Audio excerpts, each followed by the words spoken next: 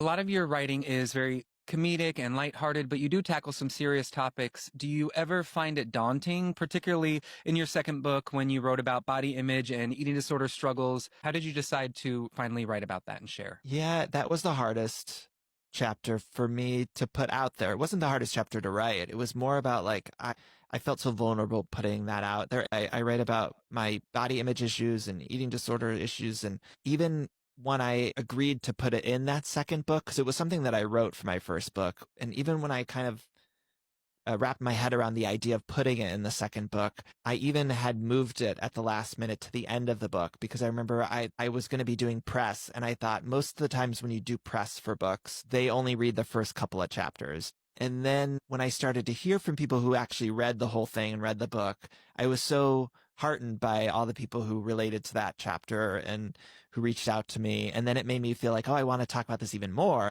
I felt so good about including it, but I think it was just because it felt like such a vulnerable thing that I was scared to just share it. I don't know. Yeah, I relate. I battled it for many years, but it's also something that's always with you. So I'm sure you're always conscious of what you're eating and putting in your body, but you're also very fit. You're at berries. And how are you right now? I'm good. Yeah, I think like I feel like I never want to say like I've healed from all that stuff, but I think in writing about it was very helpful. But I don't know that I would have been able to write about it if it didn't feel like had a stronghold on it. And I don't know where I'll be tomorrow, but I think I struggle with sort of public perception. I think in sharing that story, I'm always like thinking, are people looking at me? Like, is he okay? And weirdly enough, at the end of last year, my husband and I have a baby now. He's 3 months old, but I had to get like even super healthy for, this is going to sound gross, but when you do the sperm, Right.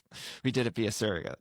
And so I had to go on like a pretty strong health kick, and I lost a little bit of weight, and I had done Watch What Happens Live, and I was getting all these people were saying like, you're on Ozempic or whatever. And I wasn't sharing, we weren't, our surrogate wasn't pregnant at the time. So I wasn't like sharing anything about the pregnancy, but it was like that kind of fucked me up in my head because it was like all these people commenting on my body, and I was getting quite a bit of messages about it. And I thought I had overcome all of those things. And then suddenly when it felt like people were talking about it, I reverted right back to like being in sixth grade, or like people talking about my body, or wondering what people are saying about my body.